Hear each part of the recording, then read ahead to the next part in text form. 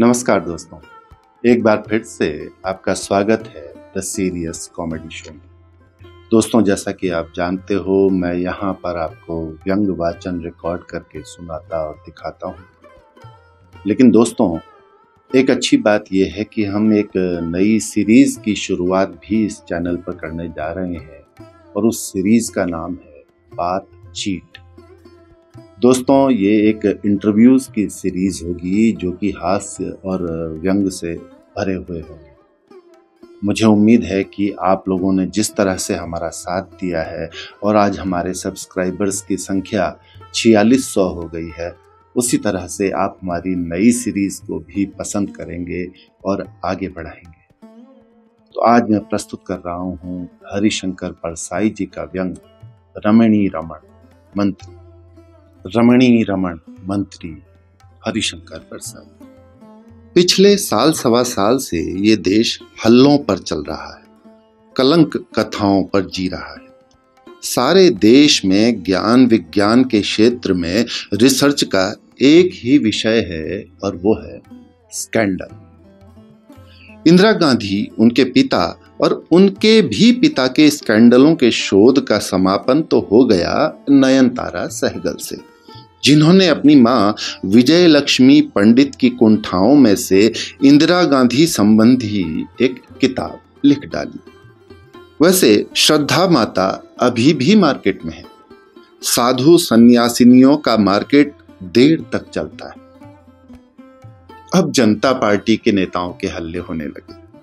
कई दिनों से हल्ला हो रहा है कि बिहार के एक मंत्री सचिवालय के अपने दफ्तर से लगे कमरे में एक स्त्री के साथ अपने पिछड़े प्रदेश का विकास करते पाए गए। अपनी भाषा की इतनी ही हैसियत है। जो हुआ या जिसका झूठा हल्ला है, उसका जिक्र मैं इस प्रतिष्ठा की भाषा में ही कर सकता हूं।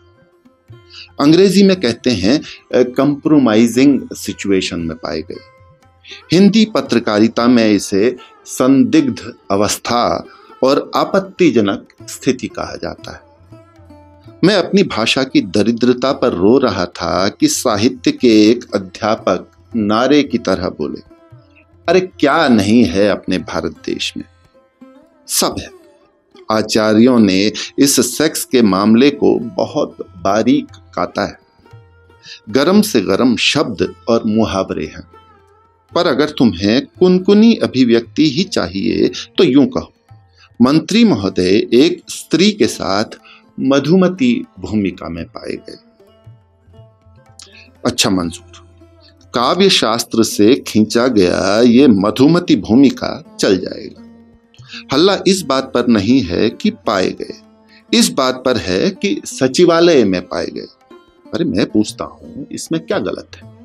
जिस देश में मंदिरों में प्रभु के सामने ये सब होता हो, रजनीश नाम के एक भगवान संभोग से समाधि तक जा रहे हों, मशहूर योगी और ब्रह्मचारी पतिव्रताओं से बिस्तर में योग यानी टोटल करते हों, वहां सचिवालय के एक मंत्री मधुमती भूमिका में उतर गए तो क्या गजब हो गया। आखिर सचिवालय में ही तो विकास की सारी योजनाएं बनती हैं। कहते हैं वो स्त्री उन्हीं की पार्टी की है। अगर ऐसा है तो वे पार्टी का काम ही कर रहे थे, पार्टी में भावनात्मक एकता स्थापित कर रहे थे। अगर देवी जी दूसरी घटक की हो तब तो और भी मजबूत भावनात्मक एकता हुई होगी। संपूर्ण क्रांति से निकले तपे हुए वीर मोरारजी भाई द्वारा बनाए गए भयहीन लोकनायक के पुण्य प्रताप के नीचे रहने वाले मंत्री साहस के साथ सचिवालय में स्त्री के साथ मधुमती भूमिका में न आएंगे तो भागकर क्या बियाबान में जाएंगे? जनता सरकार ने जनता के लोकतांत्रिक अधिकार बहाल किए। इन अधिकारों का उपयोग करके लोग औरतें भगा रहे हैं, बलात्कार कर रहे हैं, तो क्या मंत्री ही इस अधिकार से वंचित रह जाए? अब क्या सच है क्या झूठ है अपने को पता नहीं। मंत्री कहते हैं झूठ है। उस दिन एक महिला पार्टी सदस्या पति के साथ मिलने आई थी। कोई बात नहीं, कोई पति खुद पहुंचा देते हैं।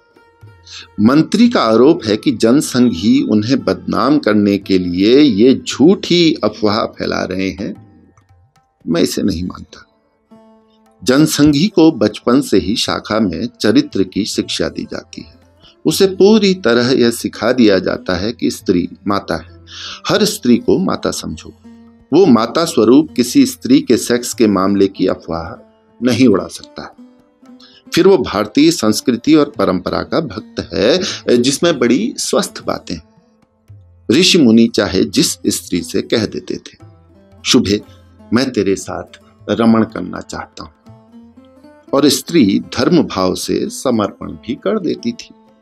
वो डरती थी कि मना करने पर ऋषि उसे भस्म कर देंगे, जैसे स्त्री डरती है कि मंत्री की बात न मानी तो वे नौकरी से निकाल देंगे। वेद व्यास के पिता ने योग बल से कोहरा पैदा करके नाव में ही तरुणी का भोग कर लिया था, जिसने व्यास को जन्म दिया, और फिर व्यास ने पांडु और धृतराष्ट्र पैदा करके वंश आगे बढ़ा दिया। आध्यात्मिक शक्ति से संपन्न ऋषि मुनि इस मामले में फ्रीलांसिंग करते थे, पुत्र येष्टि यज्ञ करा दिया करते थे। ऐसी परंपरा में विश्वासी जनसंघी हरगिज स्त्री संबंधी बदनामी नहीं उड़ाएंगे। यूं सच भी हो तो मंत्री जी को चिंता करने की जरूरत नहीं है। भारत में इस मामले में अभी तक सिर्फ एक मंत्री को पद छोड़ना पड़ा है। ये गौरवशाली थे केरल के मंत्री पी.के. चाकी, जो एक रेस्ट हाउस में एक पार्टी सहयोगिनी के साथ मधुमती भूमिका में पाए गए थे। यूं सब जानते हैं, होता सब है। चरित्रवान और चरित्रहीन में कुल इतना फर्क है कि एक पकड़ा नहीं जाता और दूसरा पकड़ा जाता है। जिसकी दबी है वो चरित्रवान और जिसकी खुल गई वो चरित्रहीन।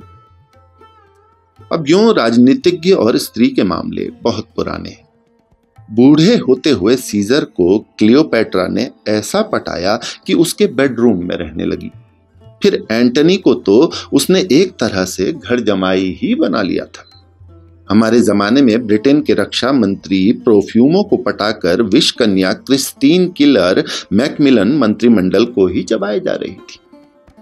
अरे मेरा कहना है, अगर मंत्री और नेता किसी स्त्री की राजी बाजी से मधुमती भूमिका में आ जाएं तो न अनुचित है और न अनैतिक। और अगर दुनिया में कोई और जगह न मिलती हो और इस काम के लिए सचिवालय का उपयोग करना लाजिमी हो तो हाजिर है इमारत। अगली रोलिंग योजना में सचिवालय में सामंतों के विलास कक्ष बनवा दिए जाएंगे। एक ही बात है, बलात्कार न हो। बलात्कार शरीर बल से ही नहीं होता, भय और लोभ से भी होता है। प्रोफेसर पीएचडी का लोभ देकर छात्रा का भोग करता है तो यह बलात्कार होगा।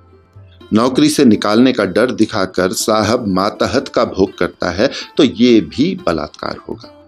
नेता पार्टी टिकट देने के लोभ से भुवन मोहिनी त्रिपुर सुंदरी को प्राप्त करता है तो यह भी बलात्कार हुआ।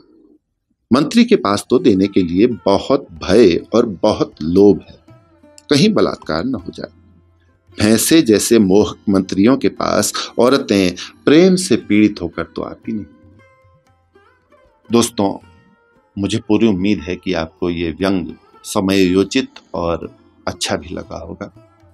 दोस्तों, इस चैनल को सब्सक्राइब करें और हमारी बातों को आगे पहुंचाने के लिए इस वीडियो को शेयर करें ताकि ये अधिक से अधिक लोगों तक पहुंच सके। द सीरियस कॉमेडी शो पर आपके आगमन का बहुत बहुत धन्यवाद।